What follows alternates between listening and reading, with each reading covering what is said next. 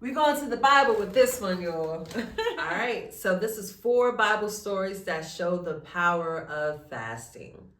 Fasting is a powerful tool in the Bible. God commissions his people to fast. And when you read the Bible, all throughout the Bible, you will read stories from Moses to Paul to Jesus to Esther. You will read stories in the Bible of biblical characters, God's people fasting. And it was used to break strongholds, prepare for spiritual warfare, to hear from God. Fasting is one of those things that is going to bring you closer to God. So we're going to look at 4 biblical characters in the Bible who fasted. And first things first is Daniel.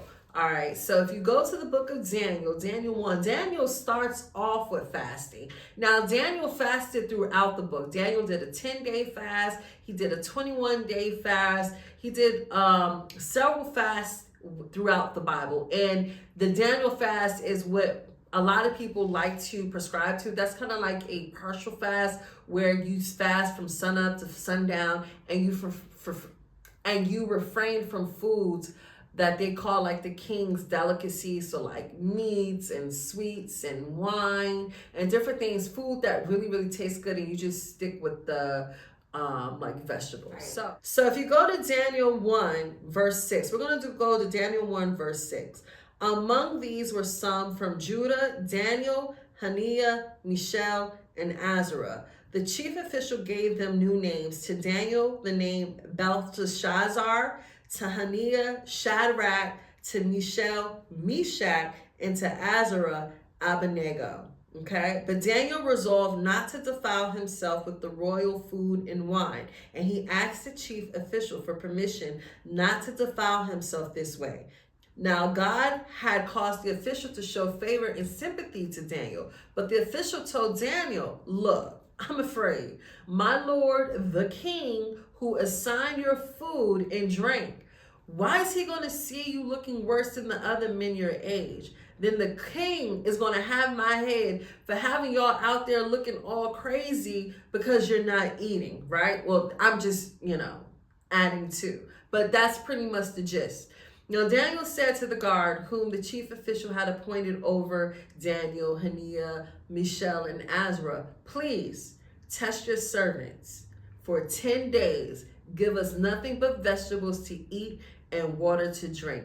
Then compare our appearance with that of the young men who eat the royal food, and treat your servants in accordance with what you see." So they agreed, and he tested them from 10 days. And at the end of the 10 days, they looked healthier, better nourished than any of the young men who ate the royal food. Okay, so that's the first time that you see Daniel doing that partial fast and just saying, "Look, we're not going to eat from the king's table. Just give us vegetables and water, and test us for those 10 days and see how we look and see how they look, and let us eat according to what God has told us to eat." And Daniel and them went on to eat like that for at least, I believe, 3 years. Now, throughout the book of Daniel, you'll see all kinds of times when Daniel fasted. He did a 21-day fast. He would fast before he would interpret the king's dreams. Like Daniel, all throughout the book of Daniel, you will see where Daniel fasted. Okay?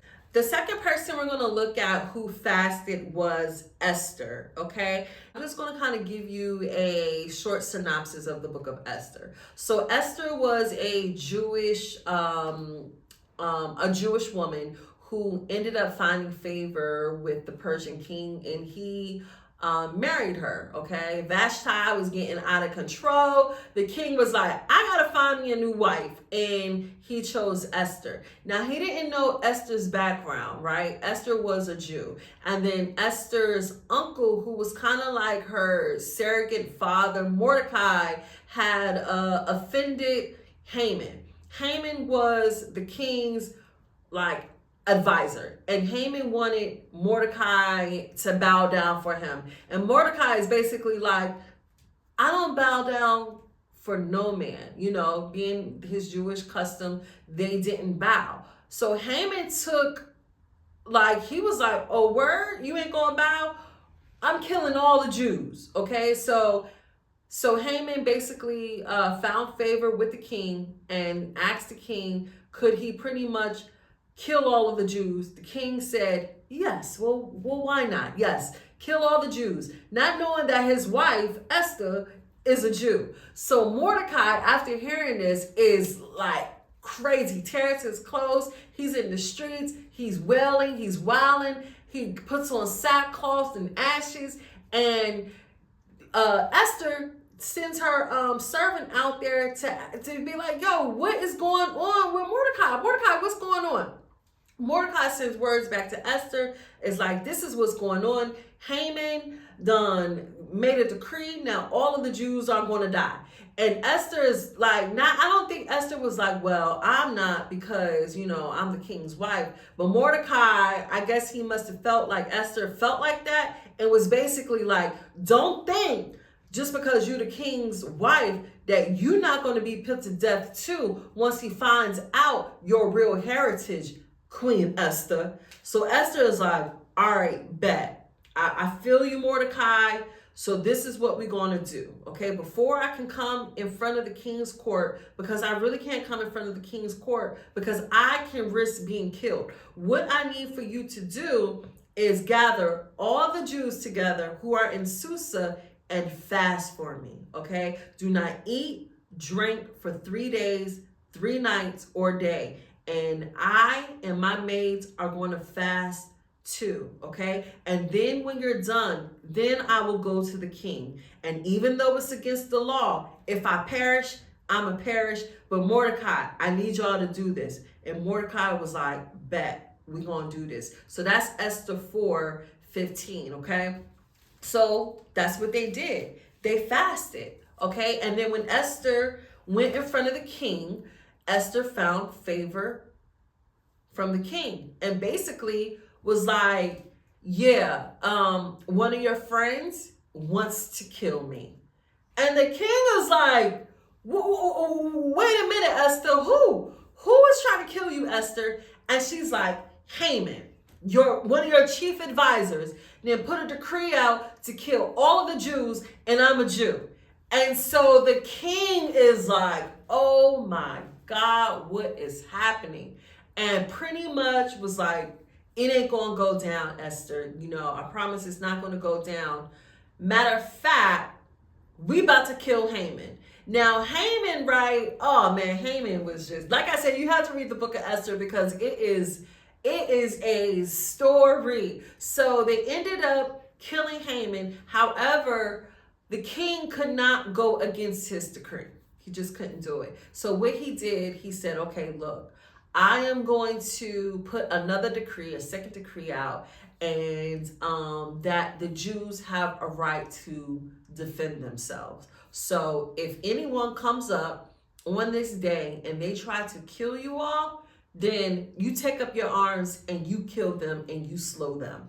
And that's what basically happened, okay? So fasting can get you prepared for spiritual warfare. All right. So the third biblical story on fasting that we're going to look at is the fast of Jesus Christ. Now, if you look at Matthew, Mark, Luke, John, they all tell you some type of account of when Jesus fasted. So we know that Jesus fasted for 40 days and 40 nights. Right. After he fasted those 40 days and 40 nights, he was tempted by the devil. And the devil took him to the mountaintop and basically said, hey, if you bow before me, I will give you all this.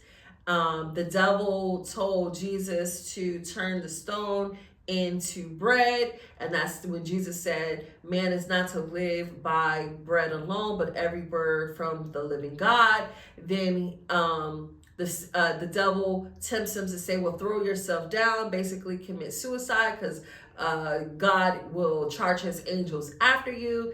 And Jesus is like, do not tempt your God. So every time that the devil was bringing up these different scenarios, Jesus was hitting him with the word, giving him the word, and then the devil fled from him. And then he was given bread, and that's when Jesus started his ministry. So really kind of look at, how Jesus fasted and just the different things that he would say when those thoughts would come up. Because when you fast, you will be tempted. And if you have to put the word on it, right? Put the word, when you're tempted, put the word on it. No, God said this. No, God did that. No, God said that he's going to save me from this. No, God said, you know what I mean? Because you are going to be tempted, okay? So the last fasting story we're going to look at in the Bible is the fast for all the disciples of Jesus.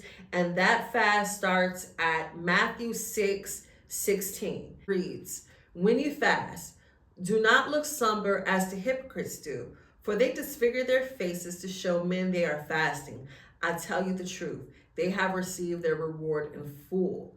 But when you fast, you see that? When you fast, put oil on your head, wash your face, so that it will not be obvious to men that you are fasting, but only to your Father who is unseen. And your Father who sees what is done in secret will reward you. That right there sums it up. As a disciple, when you fast, wash your face, put on some clothes, don't look somber, don't look hungry. You know what I mean? Don't go out there saying, oh, I'm fasting, da da da da da. Like, don't be so forthcoming and self-righteous about your fasting, right?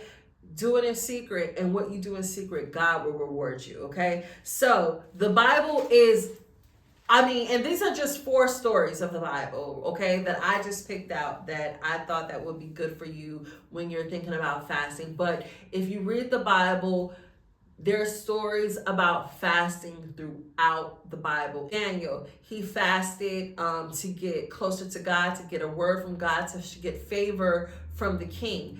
Esther, she fasted spiritual warfare. She had to defend her people. Her people were about to be slaughtered, and she was too. Okay. Jesus fasted and was tempted, and Jesus fasted before he started his ministry, and look what the Son of God did. And then the commission for all of the disciples to fast. All right. So as you see, fasting is a spiritual discipline that can bring you closer to God. So I encourage you all to consider fasting and just start small. And like I said, the more you, it's like a muscle. You have to constantly build that muscle. So if you have a favorite character in the Bible who influenced you to fast, go ahead and drop that in the comment. Or if you have a fasting story from yourself to share, I want to hear from you, okay? It's your big sis Sid, where faith, culture, and growth lives. Till the next time, peace.